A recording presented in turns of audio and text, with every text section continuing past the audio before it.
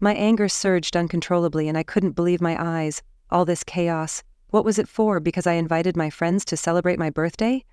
I felt like I was drowning in frustration, the fury inside me building like a volcano on the brink of eruption. I started shouting, pacing back and forth in the apartment. Let me rewind for a moment. My name is Grace, and I need to take you back 6 months, to when I first moved in with Jim. This wasn't a spur-of-the-moment decision. We had been dating for quite some time and moving in together felt like the natural next step. Jim's apartment was beautiful, clean lines, modern furniture, and a balcony that overlooked the city's skyline with a stunning view. He even made room for me to add a few personal touches to make it feel like our space. That's just the kind of person Jim is, always thinking ahead. We split everything evenly, rent, utilities, groceries, and I couldn't help but admire his organizational skills. However, there was one detail that surprised me when we discussed our living arrangement. He mentioned a minimal hosting rule, which meant no frequent hangouts or unannounced visitors, just for special occasions. Special occasions, I repeated at the time, nodding in agreement. It didn't seem like a major deal then. I thought, no wild parties? Sure, I could do that. Besides, Jim wasn't the kind of guy who thrived in social situations. He's quiet and introverted, and I respected that about him. Still, a part of me thought, what harm could a little fun cause now and then? A few months later, my best friend Emily got engaged, and she planned to visit. I was over the moon with excitement. Emily has been a cornerstone in my life for years, and I wanted to celebrate her big news. It wasn't anything extravagant, just a small gathering of close friends, with wine and snacks to catch up. In my mind, this was clearly a special occasion. I shared the plan with Jim. While he didn't seem overly enthusiastic, he didn't outright say no either. He hesitated before asking, how many people? 4, including me, I answered quickly, trying to reassure him. It's not a party, just a small get-together. Emily got engaged, Jim. It's a big deal. It's a big deal, he gave me a look as if carefully considering something before finally agreeing. All right, he said, just keep it low-key. That evening turned out to be wonderful. We laughed, shared stories, and toasted to Emily's engagement. Having my friends around felt amazing, like bringing a piece of home into this new chapter of my life. Jim stayed in the bedroom for most of the evening, which I interpreted as him giving us space. However, the next morning, his demeanor felt off. He wasn't visibly upset, but seemed distant. When I asked if everything was okay, he shrugged and said, "Yeah, just tired." I chalked it up to his introverted nature. Social events could be draining for him, so I assumed he just needed some time to recharge. After all, the gathering had been tame. No mess, no loud music, just a group of friends enjoying each other's company. Still, a small voice in my mind nagged at me, wondering if he was less okay with it than he let on. But I reasoned that he'd adjust. It's not like I was hosting gatherings every weekend. That's the thing with Jim. He doesn't make a fuss, which can make it hard to gauge his true feelings. Meanwhile, I'm the opposite, a social butterfly who thrives on the energy of connecting with others. I thought this was our home now, not just his, and that we could meet each other halfway on things like this. In hindsight, I realize I might have underestimated just how much that hosting rule mattered to him. At the time, though, it felt like a minor, harmless bending of a rule that didn't seem so rigid to begin with. I mean, what's the point of having a shared home if you can't celebrate important milestones with your closest friends? I moved forward, assuming everything was fine. But as it turns out, even the smallest disruptions can grow into something much bigger. Now let's shift to Jim's perspective. After a long week, he was looking forward to unwinding, relaxing on the couch with a beer and zoning out for the evening. But the moment he stepped through the door, he was greeted by the sounds of laughter and clinking glasses. He froze in his tracks. His apartment, his sanctuary, had been transformed into what felt like a lively gathering. 6 women, all strangers to him, were scattered across his furniture, laughing and chatting as if it were their own living room. And there was me, right in the middle of it all, holding a glass of wine and looking far too at ease. When I noticed him, I waved cheerfully, as though there was nothing unusual about the situation. "Hey, babe," I called out, oblivious to the tension building within him. But the breaking point for Jim wasn't just the gathering itself, it was what he saw on the coffee table. His heart sank as his eyes landed on 3 open bottles of his vintage wine, treated casually, as if they were no different from any ordinary bottle. These were part of a collection he had spent years building, reserved for truly meaningful occasions. One of my friends, a woman Jim didn't recognize, raised her glass and exclaimed, "This one's amazing! Can we get another bottle? It's so good!" She said it casually, as if Jim were a bartender serving drinks on demand. He stood there, trying to keep his composure, but inside his frustration was boiling over. He approached me directly, his voice clipped but measured. "Grace? We need to talk. Now."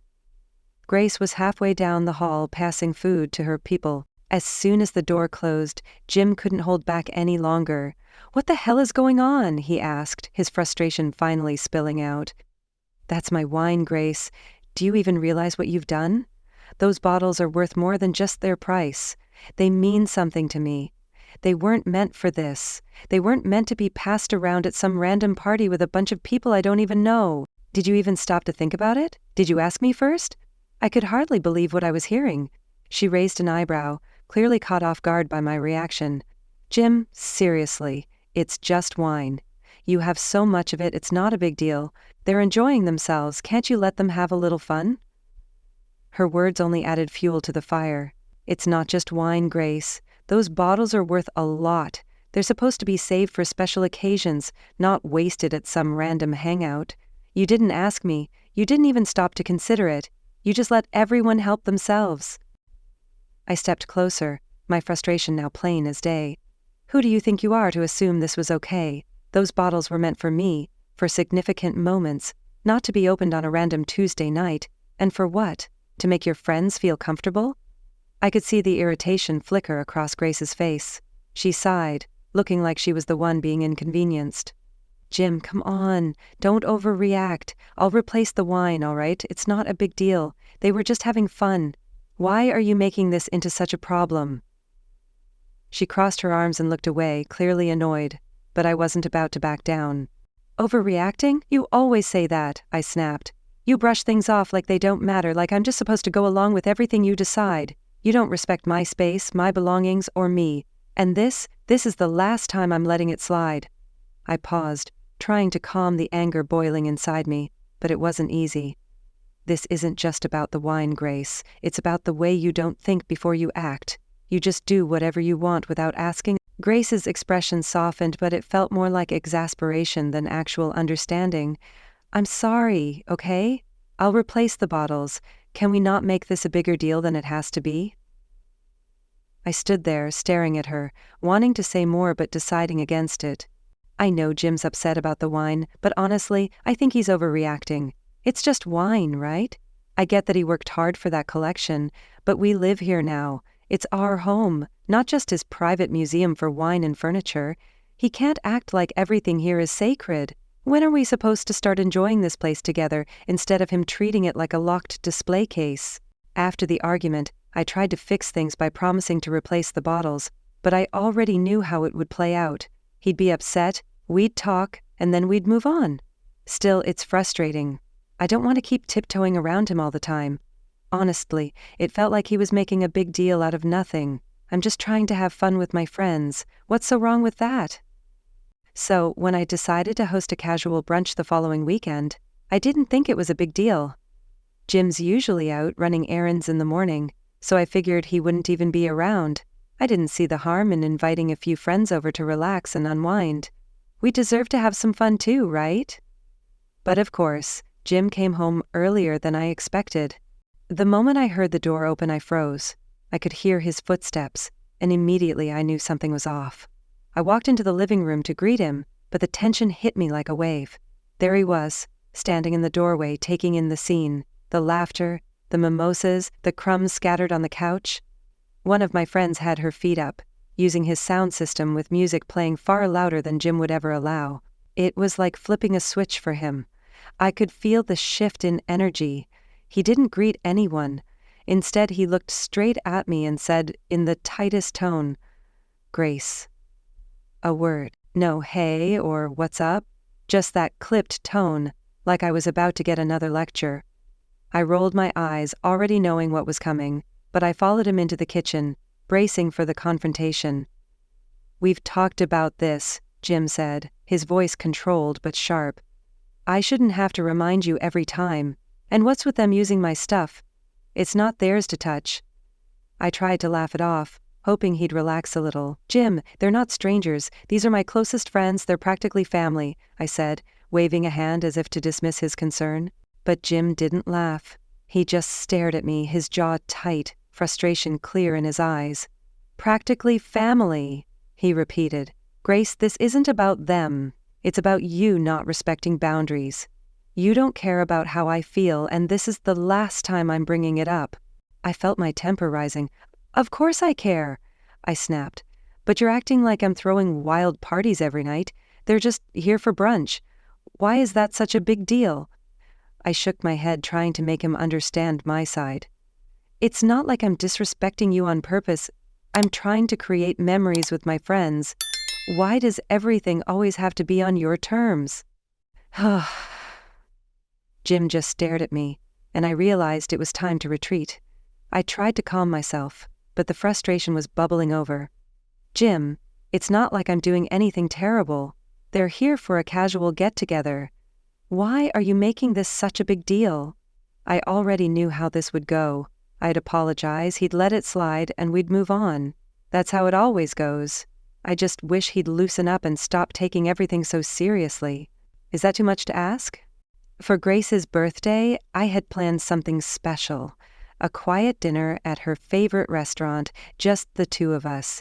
It wasn't extravagant, but it was thoughtful. I wanted to celebrate her, to give her my full attention and enjoy a peaceful evening. I even called ahead to arrange for her favorite dessert. But the moment we walked into the restaurant, I could tell something was off. Grace seemed unusually excited, almost glowing with energy. At first I thought she was just happy about the evening, until I saw the large table in the corner filled with her friends. They were already drinking and laughing. My stomach dropped. "Surprise!" Grace beamed at me. "I invited a few of my friends to join us. I thought it would be fun."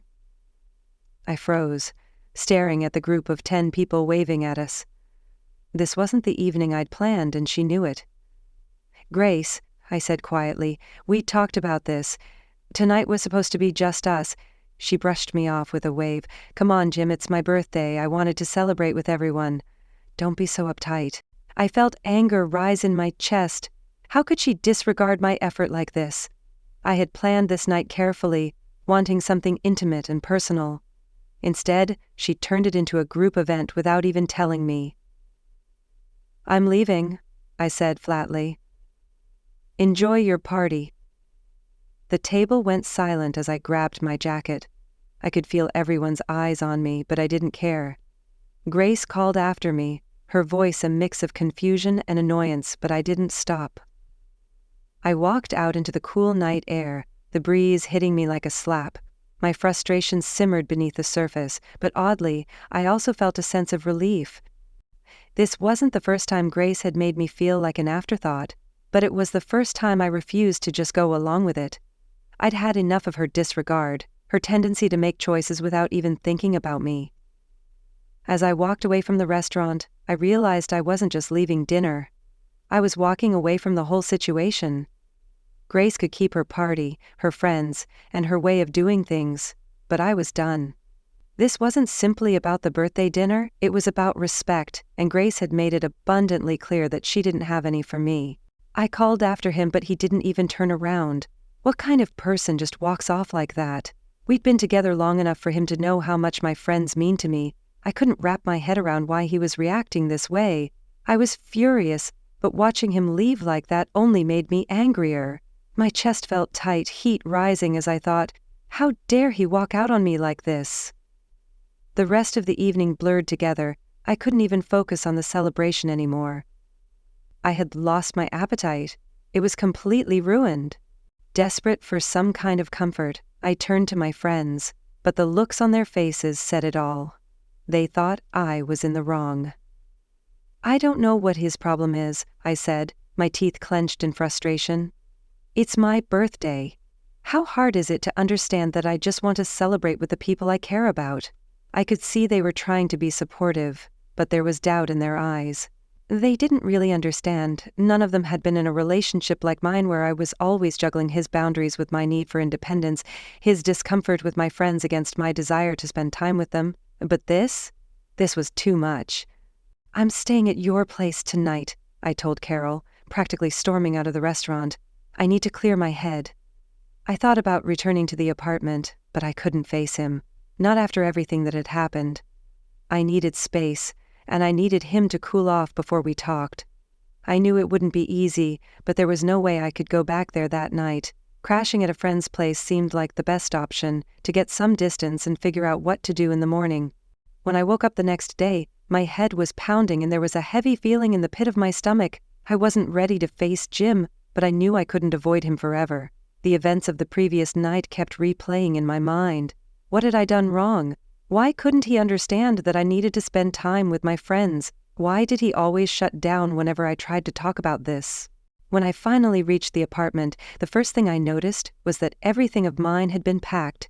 My clothes, my belongings, everything was neatly stacked in boxes outside the door. At first, I couldn't process what I was seeing. Why were my things packed up as if I were moving out? Then I noticed a note sitting on top of one of the boxes. I picked it up, and as I read the words, my blood ran cold. "Replace the 8 bottles of wine you promised and take your valuables. Everything else is already outside." My heart stopped. The wine! I had said I'd replace it. Jim had always made it clear how much he hated it when I touched his collection, but I hadn't thought it would lead to this. Then I saw my jewelry, my laptop, and my watch collection, all kept back by him, held hostage over those damn wine bottles. Everything else was packed away like it was nothing, as if he didn't care about it, or me, anymore. That's when it hit me. This wasn't just about the wine. It never had been. He was done. He was done with me, and he wanted me to know it. My anger started to boil over as I stood there, trying to process what was happening.